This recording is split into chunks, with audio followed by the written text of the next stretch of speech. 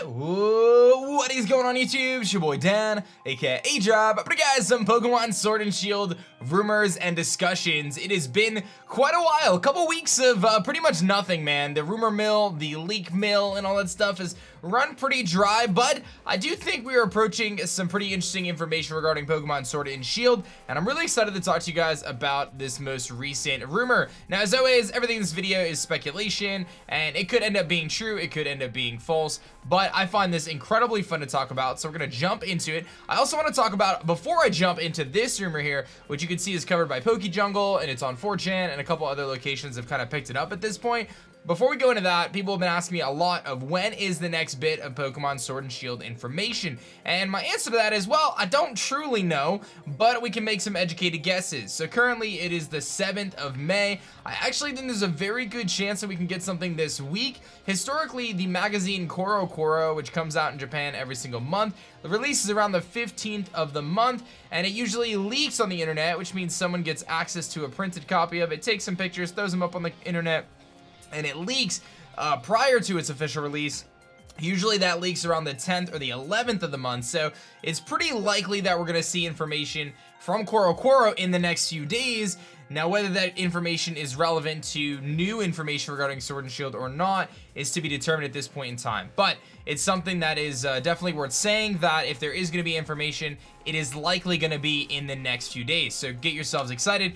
If not this month, I fully expect next month. Now, if you look back to the Sun and Moon reveal cycles, it was released initially, same timing in February, and then May was when they kind of started to pick up the reveal cycle of starting to show the legendaries, and then you'll see like the different starter Pokemon in the beginning of the routes, like the early game Pokemon, so on and so forth. So I actually do think it's very likely the next few days we get something, but just like I said, kind of hold out for it. It will come with due time. So let's talk about this kind of branching evolutions rumor through PokeJungle. I'll link PokeJungle in the description. Likes to cover rumors as well. And then we have the original post here, which we'll kind of start with. So we'll look at the original post though. All right, so cover art. Let's just jump into it, man. Hit that like button. Subscribe if you guys are new. I'm also on my off day. I haven't shaved. I look like I'm not ready to make a video, but it's all good, man. Anyway. Cover art features the Wolf legendary in each of its two forms depending on the version. So we've seen in the logos that there's a sword version, a shield version, and they both have the wolf head on the top. In the background, a larger Pokemon shadow looms over it, a winged beast shape in sword, and a humanoid shape with one eye in shield, which indicates that there is a wolf legendary that has two different forms, indicated by Sword and Shield, but the two games themselves have a different legendary. One is a winged beast that could potentially be a dragon, and the other one is like a more humanoid shape that has only one eye. So that's how we're starting this off with. So the wolf is kind of familiar to both, but has different forms, and then there's a legendary for each. There's a new battle mechanic based on distance, which I find very interesting. I'm not really sure how that would work, but perhaps it can make it so certain Pokemon, maybe certain moves do more damage, based on how close of proximity you are. Maybe there's moves that push you away. Perhaps like there's on each, I'm just like kind of spitballing here, but what if the battlefield starts, you have your two Pokemon, Pokemon 1 and Pokemon 2, and then they can move like 2 spaces closer to each other and 2 spaces back from each other, and you start at that midpoint, and maybe based on where you are, certain things are gonna do more damage to you than others. Perhaps, you know, perhaps, I don't know. I have no idea what that even means. A battle mechanic based on distance. I mean, it could be certain moves push you back or pull you in, allowing you to take damage or do more damage. Perhaps more offensive Pokemon move closer to be more like melee oriented. I have no idea. That's a really interesting idea though. Or maybe, like I said, instead of, you know, 5 points of interest on each side, maybe there's 5 total. You start, you know, here, and then you can meet kind of in the middle. I don't know. Sky Battles return, of course, the feature in Pokemon X and Y, where you can battle various trainers in the sky using Pokemon that had, you know, either flying typing or levitate or whatever it may be. Marine battles also added for Pokemon that can breathe underwater. that's not too surprising if that does turn to be true. I could see the Sky Battles returning. They were actually pretty cool. I like the concept of them. I can tell you as someone who Nuzlocks the game a lot though, they were something I completely avoided a lot of times because I knew that I would probably lose my one Nuzlocke Pokemon that could fly. Diving returns, but underwater battle encounters require marine Pokemon. So I don't know if, I mean, I have a hard time feeling like they're gonna go fully back into HMs under any circumstances, so I feel like there'll be some sort of Poke Ride type of deal coming, so maybe you'll just need a marine Pokemon to ride with. I don't think it's that big of a deal, but that could be really cool. I think if they, like, one thing we don't really think of is we think of like the surface level of a game and what you kind of encounter on the surface, but there could be so many things added underwater that they can do. Underground temple, underwater temples, all sorts of stuff, right?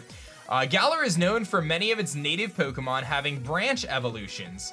So rather than evolving into one thing, it can evolve into another thing. So a good example of this would be Gloom, which can evolve into either Vileplume or Blossom. Obviously Eevee, a branch evolution Pokemon that can evolve into a number of different Pokemon.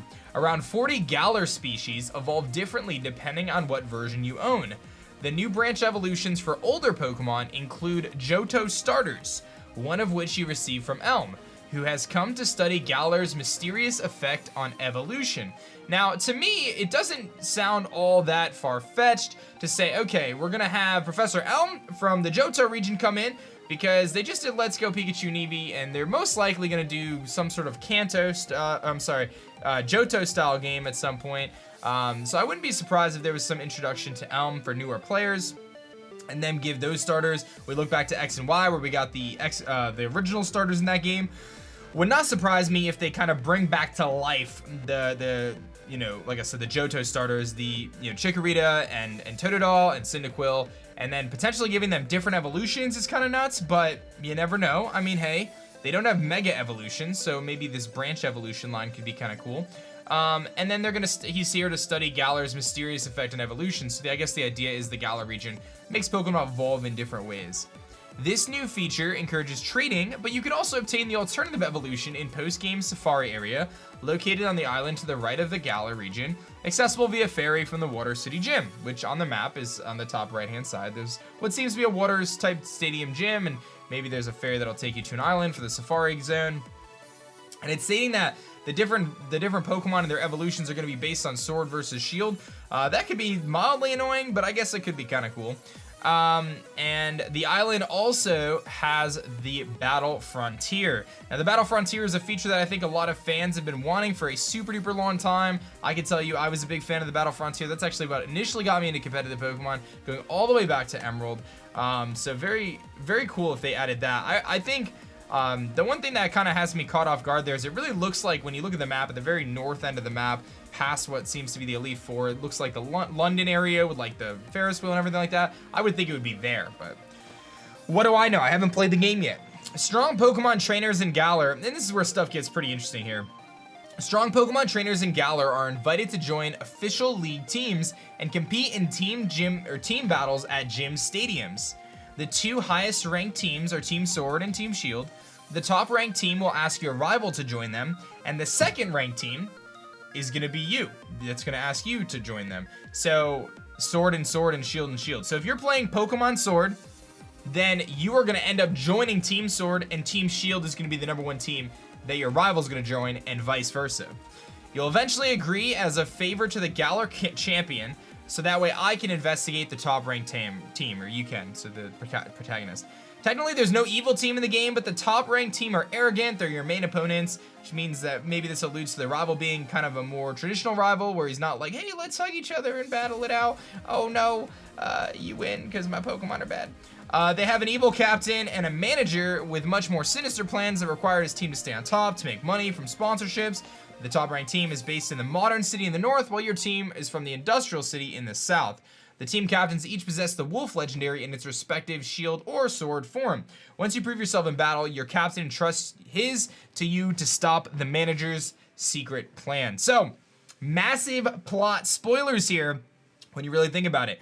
So, when I think about this, this is actually, in some regards, could be plausible. My gut feeling says probably not real, but could be plausible. I mean, at this point, you have to realize that we're likely going to get this game to come out sometime October, November. I doubt any later than that. So at this point, the game is in the hands of people.